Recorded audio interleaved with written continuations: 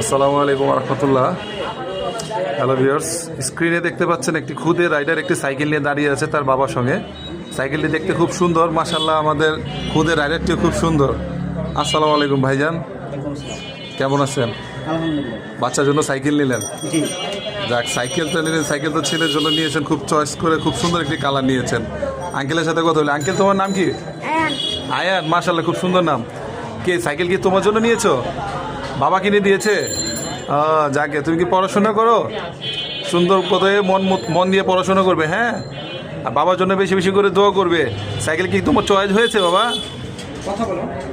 তোমার cycle choice হয়েছে অনেক? যাক, তুমি খুশি তাহলে, না? তো ভাইজান, বাচ্চার সাথে কথা বলো, ভালো লাগলো। ভাই আসছেন কোথা থেকে?